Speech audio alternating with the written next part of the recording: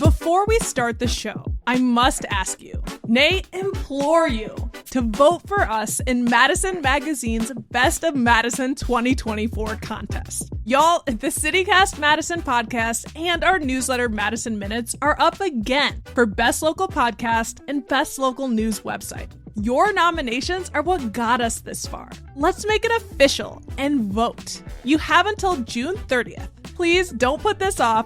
Go to our show notes for a link now, and let's make podcast history together.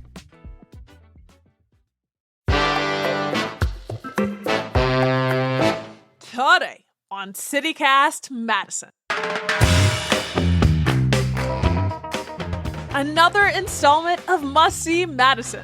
With your help and suggestions, we've been sending out our producer and new Madison resident, Phil Surkis, to see the town and see it at its best. This week, he hit up the Lower Yahara River Trail, Madison Jazz Fest, and the Memorial Union, and its wonderful broad sand. I chatted with Phil to get an update on all his adventures. It's Tuesday, June 25th. I'm Bianca Martin, and here's what Madison's talking about.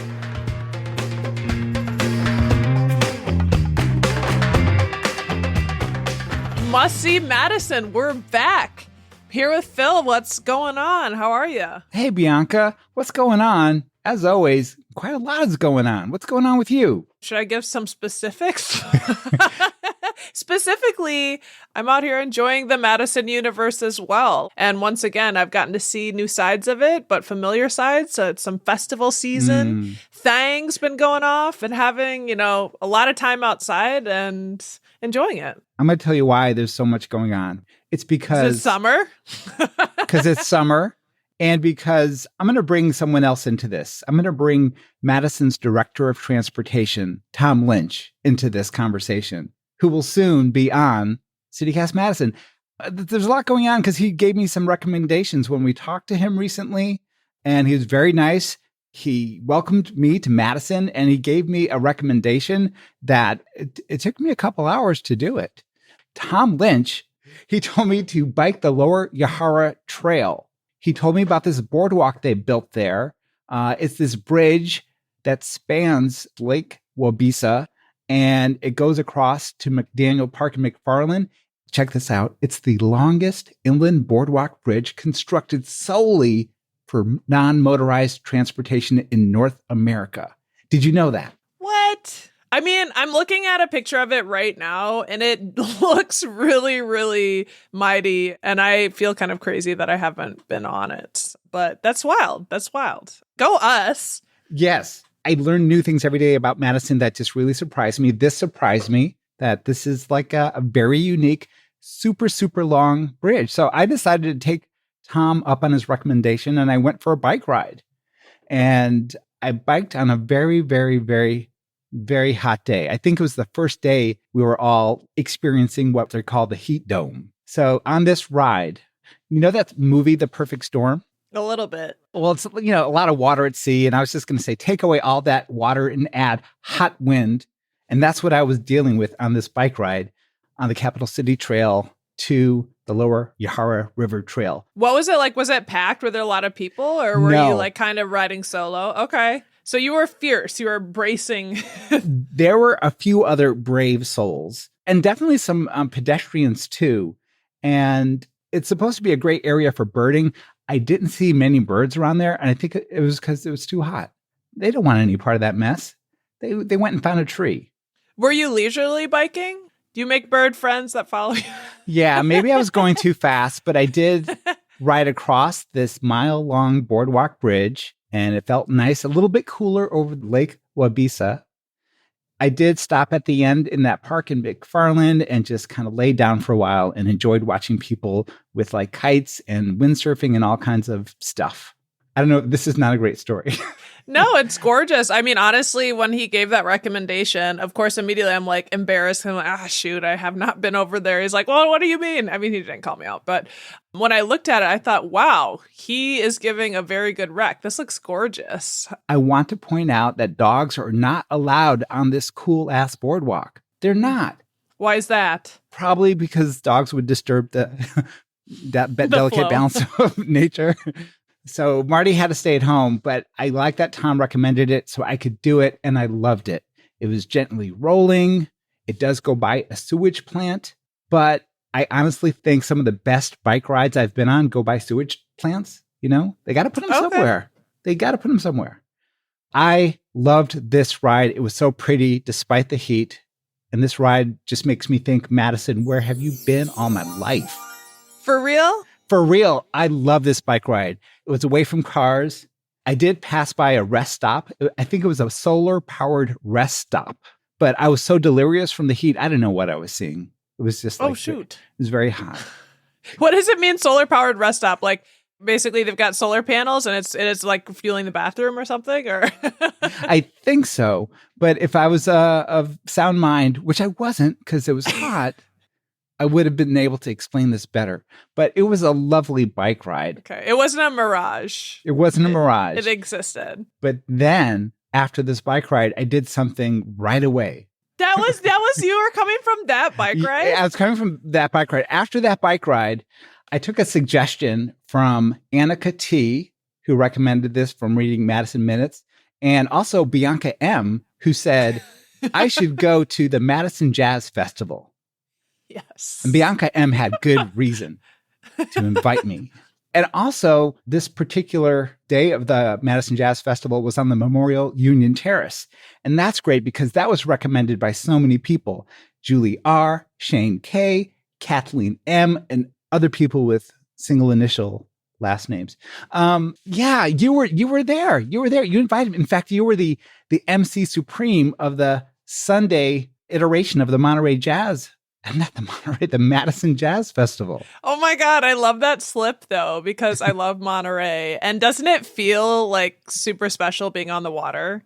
It does. I was transported more than once on Sunday, just like everyone. It was packed, by the way. There are 2,000 of those sunburst chairs. If you haven't been to the Memorial Union Terrace, you know, there's tons of seating and beautiful. There's these iconic Madison colorful tables, what they come orange, green, yellow, and the chairs are iconic and people steal them all the time. Don't steal them. Don't steal They've them. got a sunburst on the back of it.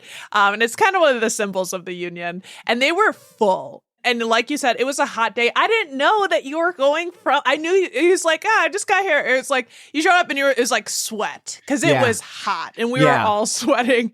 And then you're like, well, I just did a 20-mile bike ride. I was like, okay, I didn't know that you were like as Madison as that. You're a very committed biker, which is awesome, awesome, awesome. And then you came to the Jazz Fest. I want to clarify things. I didn't bike to Memorial Union Terrace. I went home and showered first and then I came, but still, it was so hot. Still, I was a wreck. Same day. And it was incredible. What a setting. What a setting for a music festival. I thought it was so beautiful. How did it feel up there? I saw you on stage with the mic with the Lake Mendota behind you. I honestly felt transported. I felt that this is now my second year emceeing for the Jazz Fest. Shout out to the Wisconsin Union Theater. Shout out to Arts and Literature Laboratory who put that on. And then so many sponsors. Like you might even be listening and you sponsored the Jazz Fest. And if you do, thank you. Because it's awesome. But this is my second year doing it. And I feel like the vibes are peak. Immaculate. Like really, truly, people are there. It was hot. We're in a heat dome and people were out all day just enjoying and loving the music and dancing in front of the stage with the performers.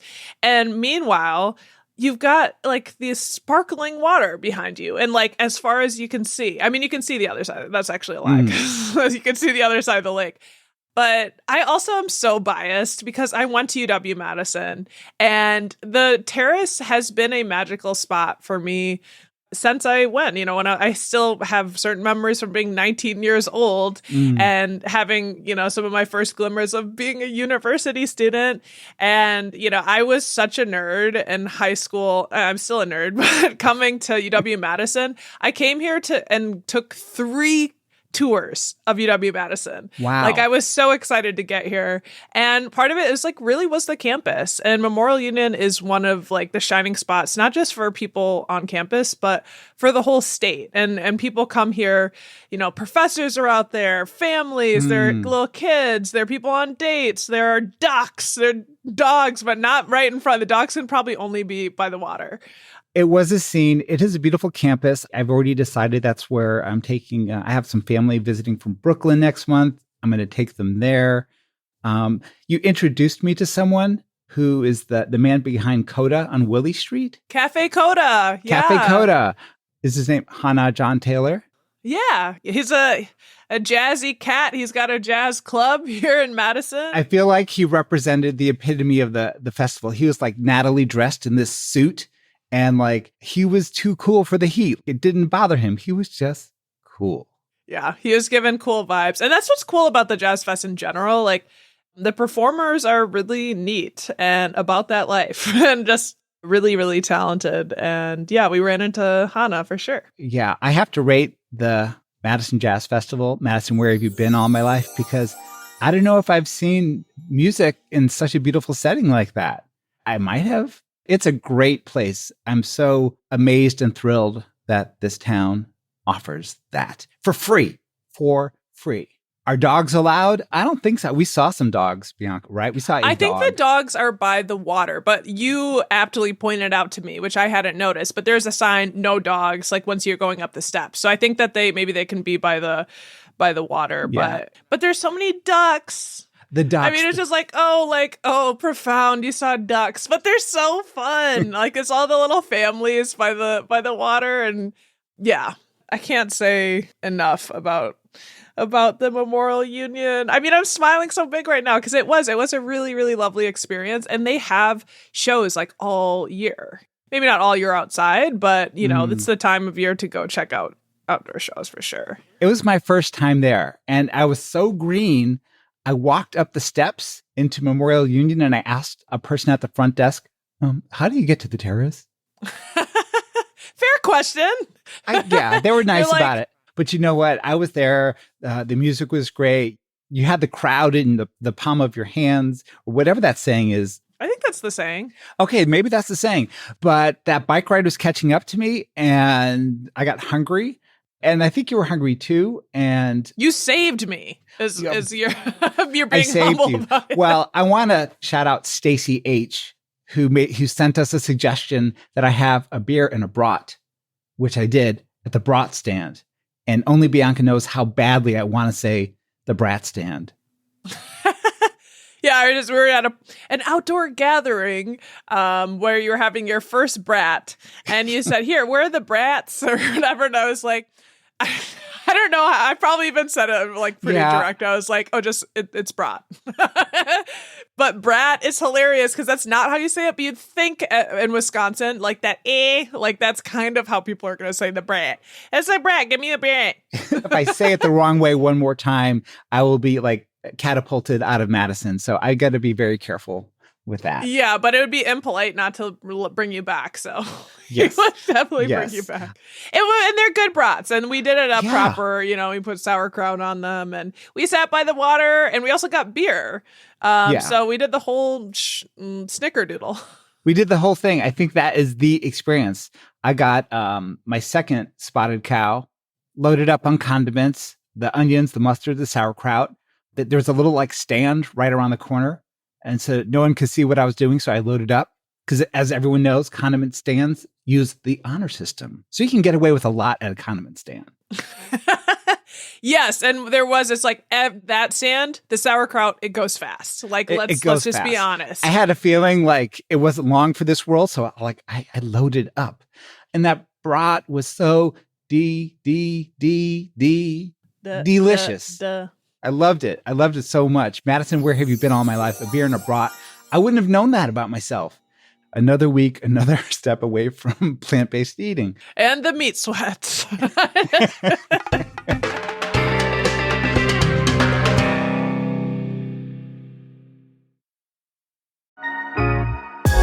So you're listening to CityCast Madison. You clearly care about what's happening in our city. and have fantastic taste in podcasts. I've got a recommendation for another local news podcast you gotta check out. It's called 365 Amplified. Every week, the award-winning reporting team behind Madison 365 digs into their most important stories from the week, and they focus on the greater Madison communities of color, with stories and perspectives you likely won't hear from many other mainstream outlets. They have on community leaders, lawmakers, artists, and many more for candid conversations. They drop new episodes every Friday at madison365.org/amplified. And you can also search 365 Amplified wherever you're listening to this show right now. Hi, I'm David Plotz, CEO of CityCast. Or, as I can say now, thanks to a few weeks with Babbel, hola, soy David Plotz, el jefe de CityCast. What if in 2024 you got a little bit better every day? When you're learning a new language with Babbel, that's exactly what you're doing. And if Babbel can help me start speaking a new language in just 3 weeks, imagine what you could do in a full year. I got started with Babbel because I realized that my girlfriend, who's a native Spanish speaker, and my son, who's in AP Spanish, were conspiring against me, or I thought they were conspiring against me in Spanish. I wanted to know what they were talking about. And now, thanks to literally just a few weeks of Babbel, I'm starting to be able to eavesdrop. It is rare that something so fun and simple, and Babbel is super fun and very simple, is also so useful. So here's a special limited time deal for CityCast listeners. Right now, get up to 60% off your Babbel subscription, but only for CityCast listeners at babbel.com/CityCast. Get up to 60% off at babbel.com/CityCast. Spelled BABBEL.com/CityCast. Rules and restrictions may apply. Google says that the brat stand is temporarily closed. It's not. That's not true. Google's outdated. Just letting you know. Because I got really worried for a moment. It said it was closed, but then I looked up and there it was, open. Fascinating. This is a public service announcement.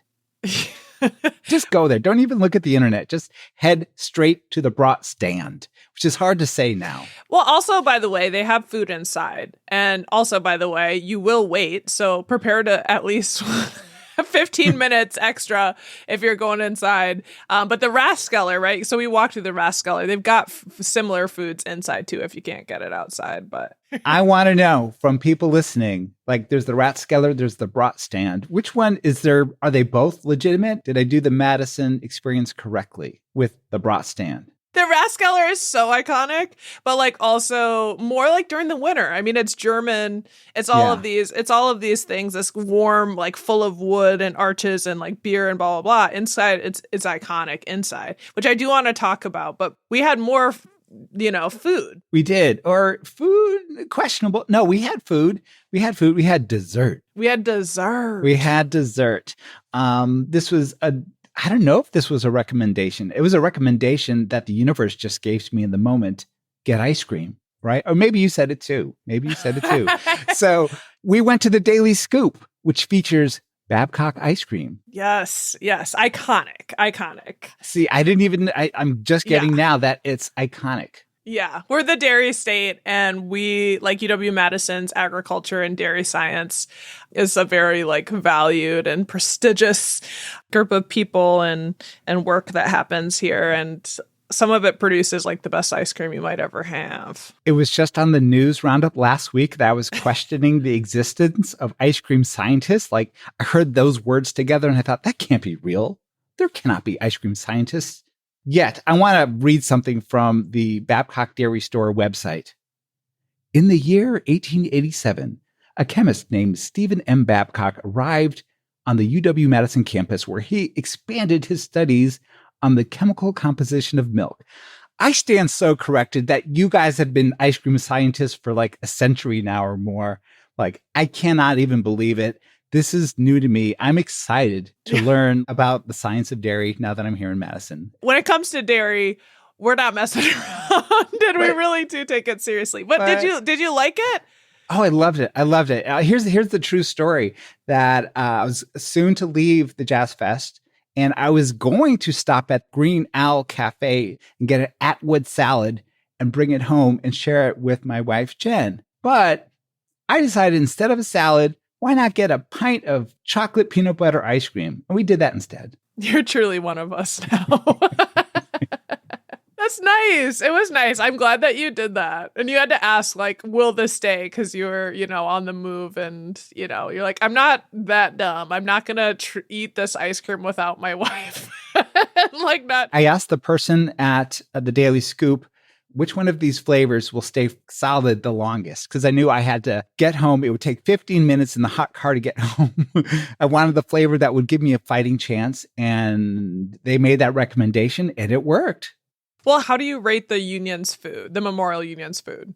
Oh, I rated Madison, where have you been all my life? Because just for the fact that I'm learning so much about ice cream science, that alone tickles me no end. We need a tour of that. We have to set this up. If you are listening and we would like to see, we need to educate. I need to be further educated, but on what you guys are doing over there, because y'all are making history. They've been making that ice cream since 1951. Mm-hmm. And 1887, we're at 24. I mean, it's like a century and a half. It's just like, it goes deep here. You guys roll deep with the dairy. Yeah.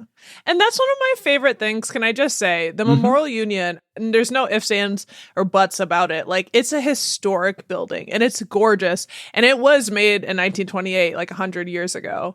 It's soon coming up on that 100-year mark. Wow. And I was like, I'm like, you were trying to leave. I'm like, wait, can I show you the whole Union? Because I gotta show you some of the spots. That is another reason why it's Madison. Where have you been all my life? You gave me the coolest tour of Memorial Union. There were so many cool rooms there. We saw someone playing the piano. We saw some really cool art. I love old buildings. It was the coolest. You were a great tour guide. Thank you so much. Thank you. I mean, it lights up my heart in a way that I just don't really recognize until I'm doing it. And I know I was holding you hostage, but I know also not really, because you're totally amenable to it. But in a little bit, I was like, but can we go to the second floor for water? Because I want to show you the main gallery. And then you were not holding me hostage because you did it before I got the pint of ice cream. That's true. Yeah. So that was very sensitive of you. Sensitive tour guide. Well, and then I got to show you, which I was so excited about, one of the most Harry Potter-esque rooms, Trip Commons on the second floor, which I got to do for the UW Honor Society last year. I got to be kind of the one of the speakers at the graduation ceremony, and I felt so, returning to my alma mater, et cetera, et cetera. But I love that you got to see Memorial Union, and I'm just gonna throw it out there. Now you need to see Union South. It's the newer union at UW. What's that? Yeah, so there is another union that was built, and you can find it. It's off. Is that East Johnson? Is it still East Johnson all the way up, or West Johnson? Sorry, I don't know. Tom Lynch, can you tell me how to get to Union South, please? I'm just gonna throw it out there. If you're listening, you're like, yeah, double that. It's not as old and historic. It's new, but it's got a cinema in there, the Marquee Cinema. It's like a 330-seat movie theater, which Wood Film Committee puts on movies, including 35 millimeter projectors. Film Festival uses that space. Very cool. And I've seen some pretty good movies in there. And there's the set, and there's a place you can do rock climbing. I'm pretty sure there's bowling.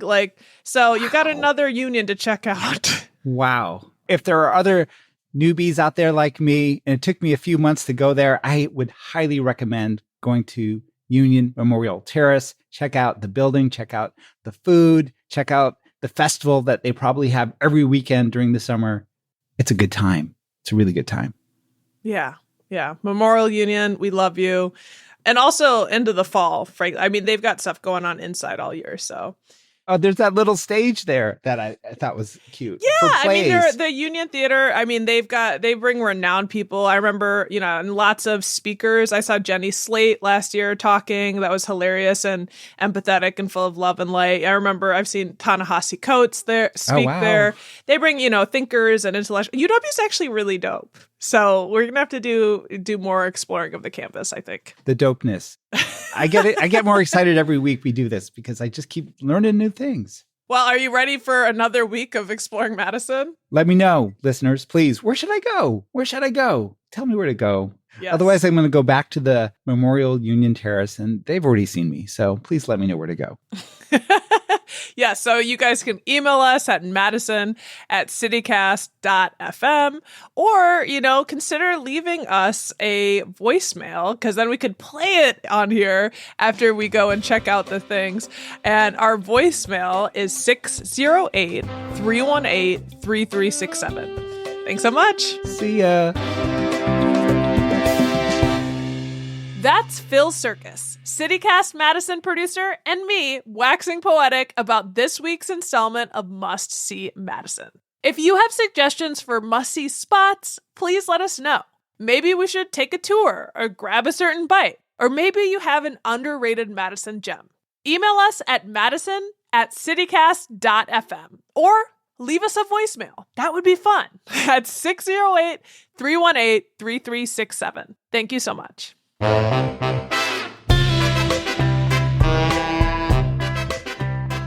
That's all for today here on CityCast Madison. I'm Bianca Martin. If you enjoyed this show, why not share this episode with the coolest cat you know? We'll be back tomorrow morning with more stories from around the city. Until then, keep it jazzy.